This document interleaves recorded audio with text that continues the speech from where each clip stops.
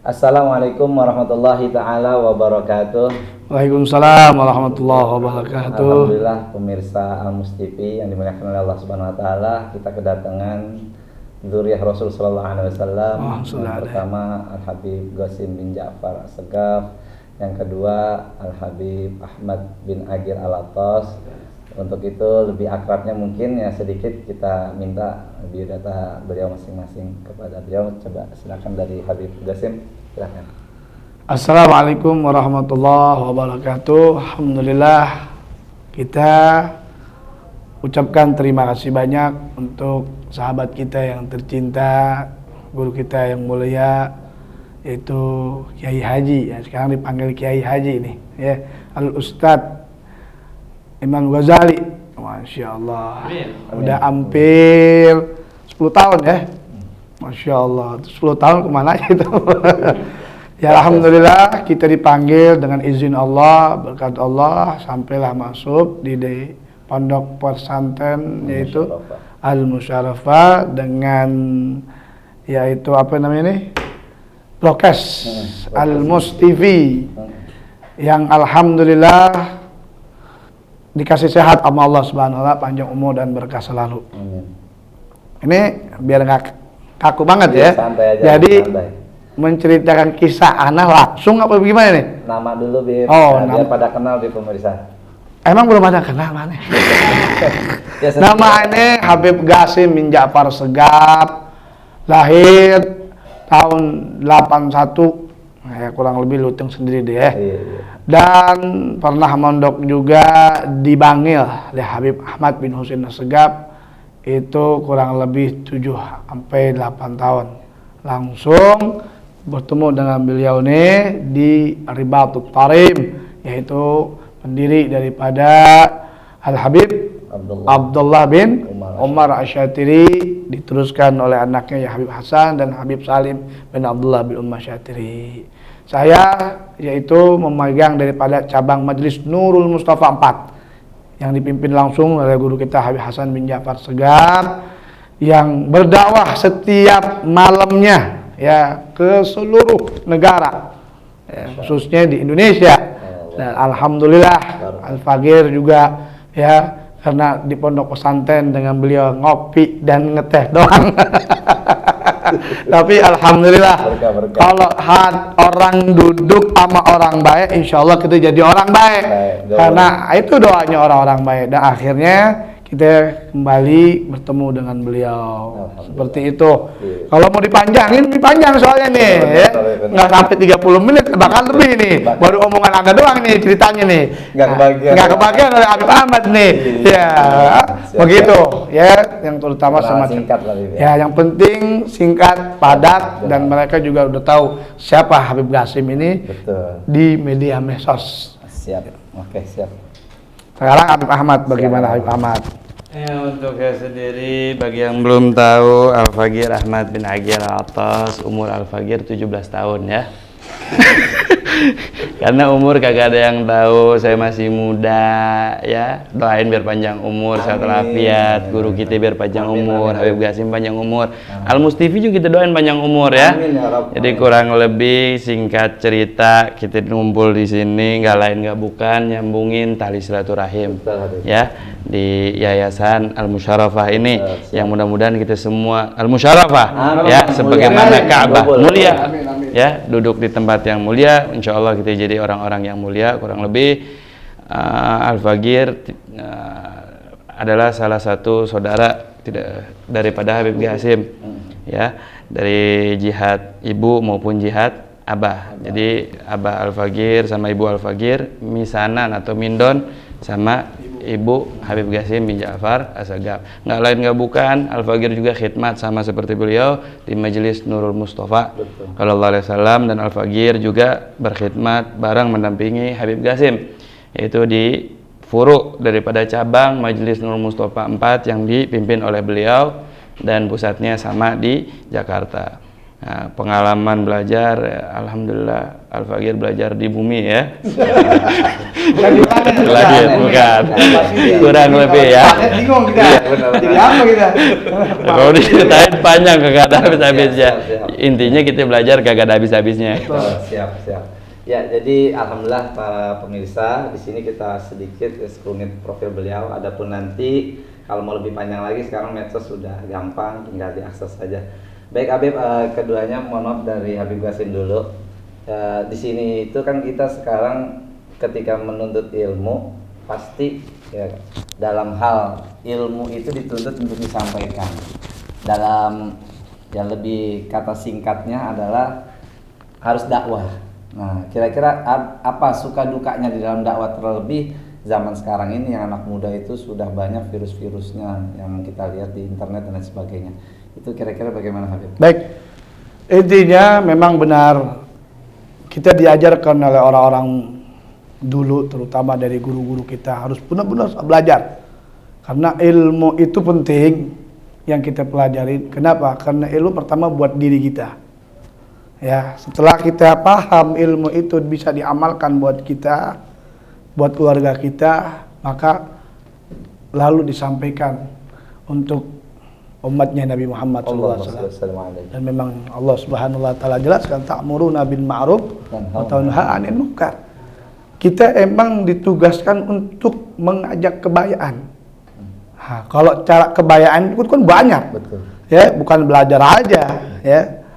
Sabaqatul khairat itu kan bermacam-macam, berlomba dalam kebaikan itu macam-macam. Nah, terutama yang lebih penting adalah menuntut ilmu. Kalau pengalaman ana sendiri di dalam dakwah, yaitu kita nggak segampang kita membalik tangankan untuk orang yang kembali kepada Allah. Jadi jangan ente nyalahkan orang yang lagi zikir, yang lagi sholawat. Itu kenapa? Karena orang mau ngucapin kalimat la ilaha illallah itu nggak gampang. Betul. Karena dari ilmu itu yang kita cari adalah keberkahan. Dari siapa keberkahan? Yang terutama dari kelbahan guru. Kalaupun kita punya ilmu banyak, keberkahannya nggak ada. Nah, untuk menyampaikan kepada orang lain, jangankan orang lain, buat diri kita sendiri, kita nggak akan kebuka. Buat apa? Buat hidayah, taufik itu dari Allah Subhanahu Wa Taala. Ilmu itu hanya menyambung, apa namanya, spot kontak, apa namanya? Kalau koneksi. Ya itu. Kalau udah dicabut. Betul. Gampang. Beda kalau keberkahan. Kalau udah dicabut, listrik setrumnya masih ada di dalam gardunya. Itu yang namanya keberkahan. Nah, dari semua pengalaman ana di dalam dakwah itu ya memang pastinya kita harus jelas dalam Al-Quran juga kul haq walau kana murrah. Karena dalam kebayaan itu pasti ada yang mana kita pahit ngerasain ngenalin orang tuh tidak gampang. Seperti mana Rasulullah SAW dari satu persatu sahabat sampai semua seluruh umatnya tahu apa itu agama Islam yang dibawa Nabi Muhammad SAW. Itu seperti itu pengalaman anak selama 26 tahun. Al-Faqir ngikutin Habib Hasan, dakwah Nurul Mustafa, menuntut ilmu, nggak lain adalah khairun nas, fa'ahul nas, untuk manfaat kepada umatnya Nabi Muhammad SAW. Karena kita hidup ini tidak akan sendiri, kita hidup pasti yang sabdain Nabi yusaru mar'u mana orang kita akan kumpulin nama Nabi Muhammad. Kalau kita kumpul sama orang-orang yang nggak baik itu aja. Nanti di akhirat juga kita ketemu sama orang yang baik, nggak baik. Betul. Tapi kalau kita sabar untuk ilmu, ikhlas untuk ilmu, dakwahnya menyampaikan dengan sabar lain sebagainya, insya Allah harapan kita dakwah, kita menuntut ilmu, kita bisa jadi aku umatnya Nabi Muhammad SAW. Semacam itu Ustaz Ghazali. Siap. Buat Ahmad bilang suka dukanya dalam berdakwah. Suka duka dalam berdakwah, yang namanya dakwah ya mau nggak mau kita dakwah itu apa yang dibawa oleh Nabi Muhammad SAW. Nabi Muhammad SAW diutus untuk menyempurnakan akhlak yang mulia. Intinya kita ngambil contoh dari sosok daripada sosok yang membawa dakwah. Nah sekarang di zaman Nabi Muhammad aja kita udah banyak pelajaran. Apa yang kita bisa ambil dari zaman Nabi Muhammad seperti tadi yang Anda sampaikan, kenapa Nabi dan Rasul semuanya hampir rata-rata sebelum jadi Rasul itu mereka mengembala kambing. Nggak lain nggak bukan karena bakal menemukan kadang-kadang orang-orang kayak kambing. Kadang lebih parah daripada kambing. Nah jadi kalau jangan heran kalau ngelihat kalau di zaman Nabi aja suka dukanya sangat luar biasa, tapi udah dikasih intinya apa yang diajarkan kesabaran. Betul. Karena berdakwah itu butuh kesabaran. Apa yang kita hadapi kayak sekarang aja. Nah kita kan lagi tanpa disadari kita lagi berdakwah. Namanya mengajak orang dalam kebaikan. Dan ini juga kita butuh sabar. Emang enak kagak mau buru-buru belum tidur lah begitu suka duka. Tapi kita telan man sabar insyaallah zafar. Nah itu sedikit dari Al-Faqir. Sebagaimana Al-Habib Umar bilang, nggak lain nggak bukan dengan apapun, seperti Habib Qasim tadi bilang, bagaimana caranya kita mengajak orang itu kebaikan, seperti media sosial termasuk sesuai kita niatnya untuk apa. Kalau ini untuk berdakwah maka dapatlah pahala dakwah. Dan kita juga harus bersabar bagaimana mendidik orang itu, karena kasih sayang dan bentuk kasih sayang cuma dua, sayang dengan lembut, sayang dengan tegas. Jadi ada orang yang harus dilembutin, ada juga orang yang harus ditegasin. Jangan heran kalau ada yang dakwah seperti itu. Iya siap. Baik Habib, intinya dalam suka dan duka ini pasti semua orang memberikan ya artinya statement masing-masing. Memang kembali lagi dalam dunia dakwah ini kan memang butuh waktu, proses. Nah kira-kira strategi apa nih Bib? Dalam jangka waktu kalau kita lihat Rasulullah itu perjalanan kurang lebih 10 tahun di Madinah, itu bisa mengembalikan Fathul Makkah.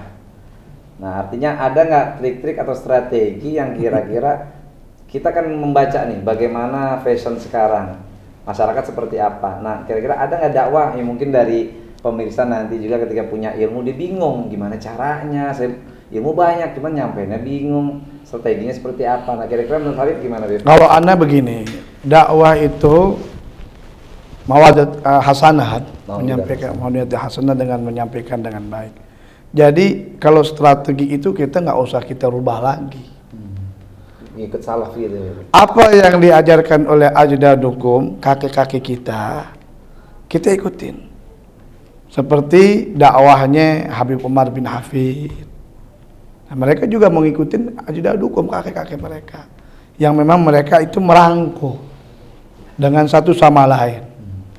Karena Rasulullah berdakwah juga kepada orang kafir Quraisy, sama orang-orang selain agama. Kenapa kalau kita harus berkumpul dengan mereka? Karena kejahatannya orang-orang kafir ini kan Allah Quran bilang, lam tarda anka yahudi wala nasrani hatta, sampai itu ayat. Itu kan artinya dia bagaimana caranya untuk merubah dulu caranya supaya dia mengikuti dia ajarannya orang-orang kafir. Bukan dari ilmunya, tapi cara dulu. Makanya sekarang nih yang banyak merusak anak-anak muda, yang menghancurkan anak-anak muda, enggak lain adanya TikTok, Instagram, Facebook, YouTube, itu buatan siapa?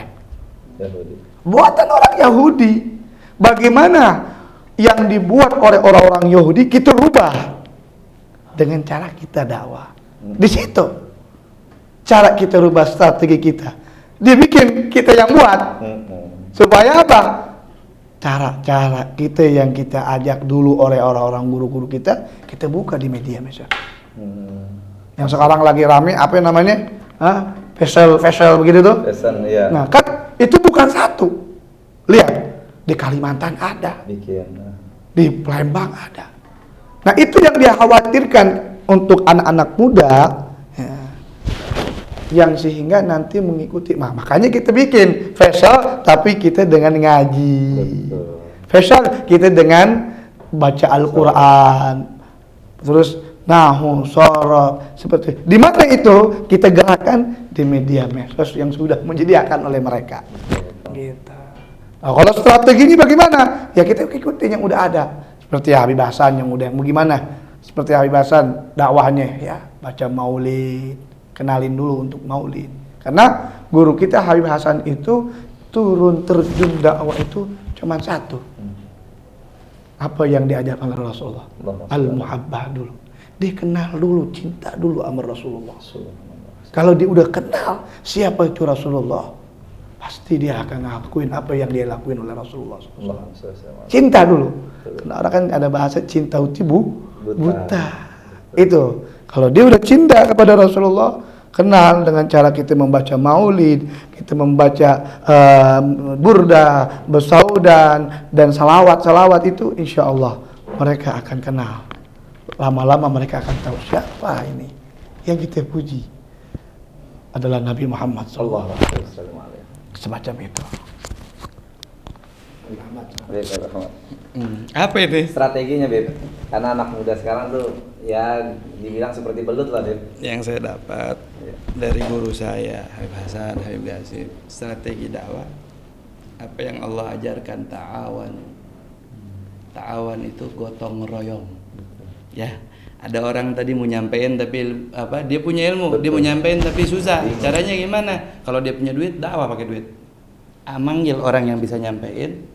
Betul apa enggak? Sediain tempatnya, dia juga dakwah. Jadi intinya gotong royong, tangan dan kiri. Kalau satu yang berat juga kita bisa Nah, coba cara dakwahnya mereka ini bagaimana mengajak anak-anak muda, kan anak-anak muda begitu. Beda sama orang tua. Kalau orang tua kan pemahamannya luar biasa. Nah, ini dakwah ini bagaimana mengikuti zaman, membuat apa yang disukai anak muda, biar mereka itu kenal Nabi Muhammad, yang penting tidak bertentangan dengan syariat. Hatinya dulu kita ambil, hatinya udah ke situ diarahkan oleh guru-guru, dan semuanya itu tidak gampang dan butuh yaitu saling membantu satu dengan yang lain ya.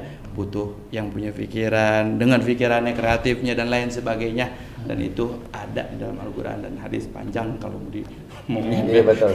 Ada habis. Intinya ikhlas seperti itu. Subhanallah.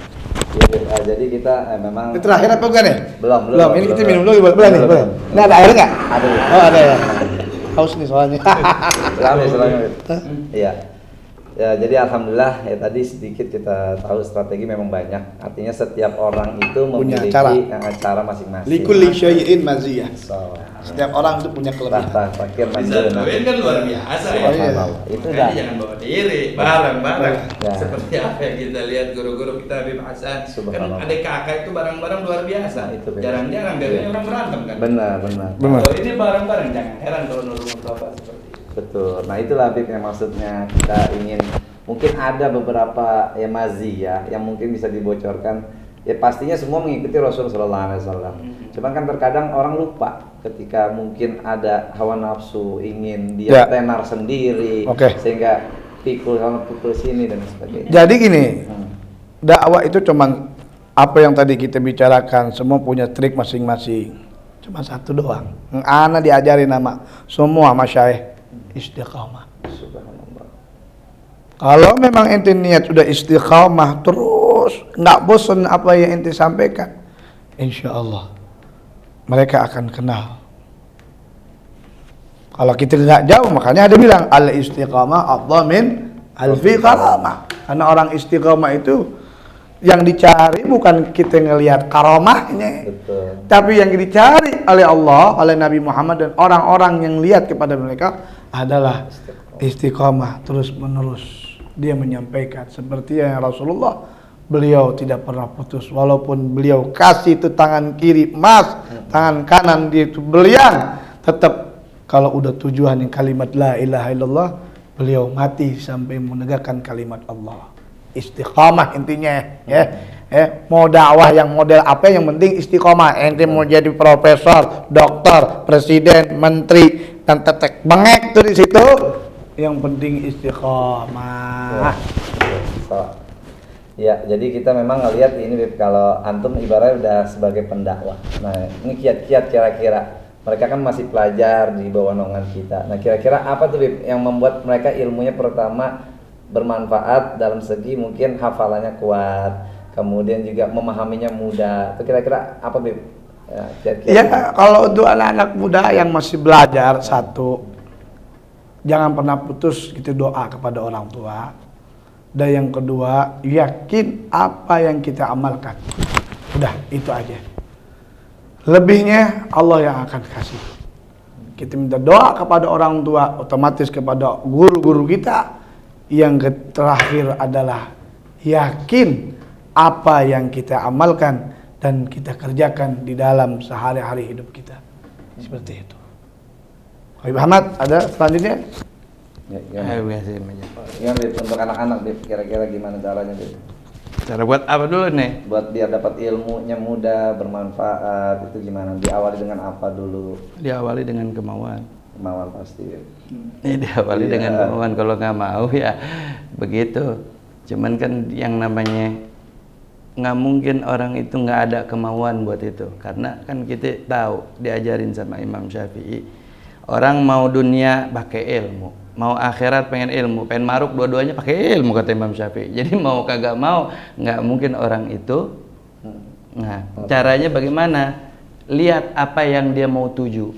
Nah, kalau ada yang dia mau tuju, Allah udah kasih jalannya. Fas'alu ahla dzikri in kuntum la ta'lamun. Mau jadi pengusaha ya belajar sama pengusaha. Mau jadi orang alim ya belajar sama ulama. Ya nggak lain nggak bukan. Nah, caranya bagaimana? Allahumma paksakan. Emang nuntut ilmu itu harus dipaksa kita punya diri. Ya, banyak orang pengen ibaratnya langsung ngeliat hasil tanpa melalui proses yang ada kan begitu.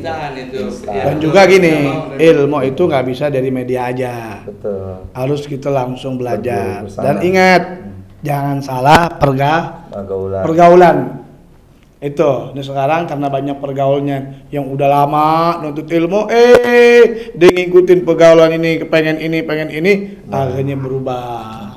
Hati-hati, kita cari teman yang baik, yang buat bisa kita manfaat kepada yang lainnya. Ya mungkin karena waktu, Bib. Ya, Udah, ya. alhamdulillah nih kalau udah berarti. Jadi ada closing ya penutupnya itu statementnya kira-kira apa saran atau mungkin yang terbaik untuk pertama ditujukan kepada santri, yang kedua untuk ya para stakeholder yang benar-benar berjihad. Karena kan memang kita kalau lembaga jihad itu di instansi sekolahan itu kan pasti ada beberapa tugas, beban. Terkadang memang nggak sesuai dengan bisyarahnya. Itu kan ada keluh kesah sehingga memang akan mempengaruhi dengan kinerja.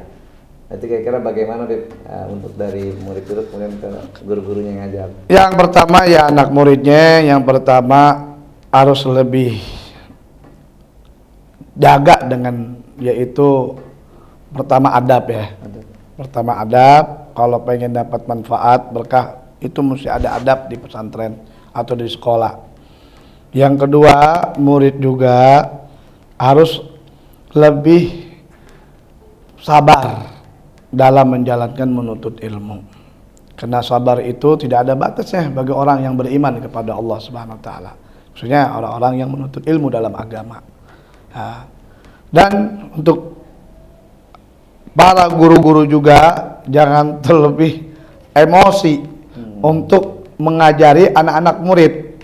Karena anak-anak murid khususnya di pondok pesantren apa namanya ini? Al-Musyarafah. Al-Musyarafah di sini ya, alhamdulillah yang ana lihat ya, yang ana pantau di sini murid-muridnya walaupun masih belajar untuk mengenal adab, guru-gurunya sabar untuk mendidik anak-anaknya agar dia menjadi orang yang baik. Karena begini Ustaz Ghazali, orang tua itu bukan pengen jadi anak muridnya besar, tidak. Yang dicari orang tua itu adalah satu, dia bisa menjadi orang baik. Apa yang dia bisa hasil ilmunya itu dia baik sama orang tua. Dia bisa senyum, bukan karena dia kasih duit dia bisa senyum. Ini kebanyakan nih untuk anak-anak murid. Setelah dia punya ilmu, dia punya uang, lalu sewanang-wanangnya, seenak-enaknya dia berani bahkan menunjuk kepada orang tuanya. Ini yang bahaya. Kenapa? Karena yang dituntut oleh orang tua itu bukan karena anak itu sukses, tapi jadi akhirnya menjadi anak yang durhaka. Tapi yang dituntut oleh orang tua adalah anak yang baik, yang bisa menyenangkan hati kedua orang tua. Tapi juga kepada orang tuanya, ya kepada anak kepada guru-guru juga, jangan pernah memaksakan anaknya. apa yang dia jalankan sebagai keinginan cita-cita dia, jangan sampai lebih mendalam sesuai dengan pemikiran orang tuanya. Ini seakan-akan nih ada orang tuanya nggak mau tahu, harus kayak anak, nggak sama, nggak bisa begitu.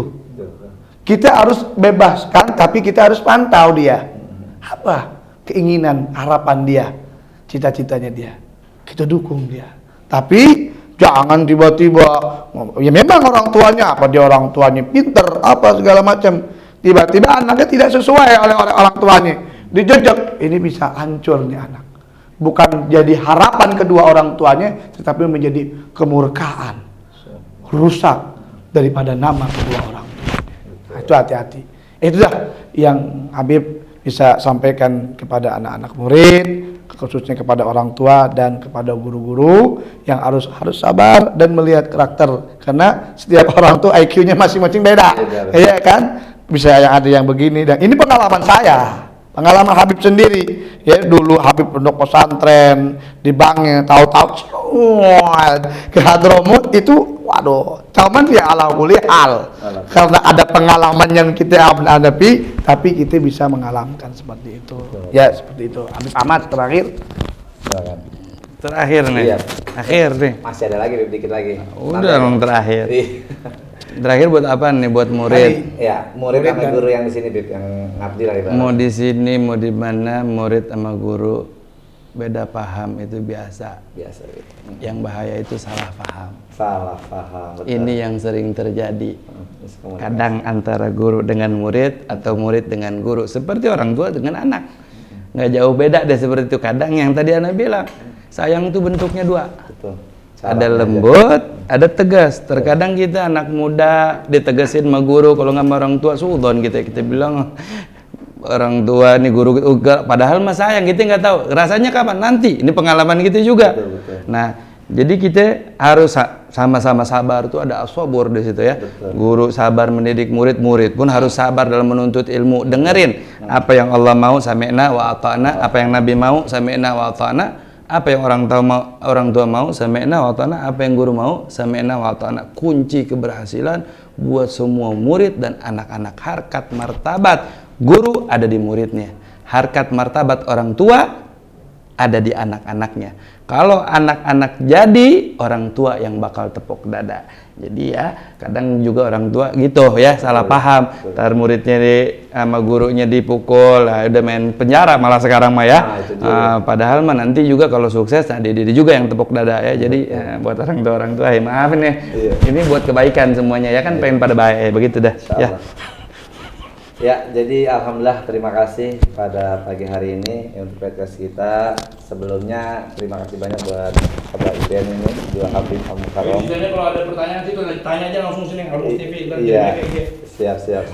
Jadi dalam hal ini tadi sudah silaturahmi dan memberikan mungkin ya wejangan-wejangannya untuk santri kita, dan alhamdulillah mudah-mudahan bermanfaat. Amin. Nah, jadi ya mungkin kita minta ya kesannya juga Habib, karena silaturahmi pertama ini, terus kira-kira bagaimana dengan lembaga Al-Musyarafah ini layak nggak untuk dipublish? Ya mungkin nanti dari Habib Qasim, dari Habib Ahmad bisa statement ya sedikit lah. Mungkin buat pemirsa juga banyak yang belum tahu gitu Habib tentang Al-Musyarafah. Jadi benar-benar terbukti Habib udah kesini, kita undang, dan alhamdulillah ya Habib bisa ngelihat seperti apa Al-Musyarafah itu. Silakan. Baik, terakhir yang pasti alhamdulillah bagi pembaru menuntut ilmu di pesantren ya. Al-Musyarafah. Pesantren Al-Musyarafah ya, yang mana di dalamnya itu mendidik dan mengenalkan daripada akhlak terutama. Ya alhamdulillah tadi Habib sedikit ya muter-muter guru-gurunya, apalagi guru saya juga ini ya, yang luar biasa. Beliau juga keilmuannya tidak salah, sanadnya juga tidak salah, cuman satu yang salah nasabnya. Seperti apa ya, tapi luar Nasab udah dari Lauhul Mahfuz. Iya. Yang pasti itu beliau ini cinta habaib, Muhibin Habib kadang-kadang suka nyeselin juga ya. Tadi bikin telepon mau nyampe ini dipakai telepon 40 kali saya telepon, tapi tidak ada masalah ya. Saking dicintanya di mana sampai Anda nggak makan dulu sarapan. Subuh dari pagi di Bogor sampai kemari, nyampe nya jam 8:30, luar biasa. Dipikir Anda nggak datang, tapi karena Anda cinta sama dia, udah ada janji Anda datang dan luar biasa.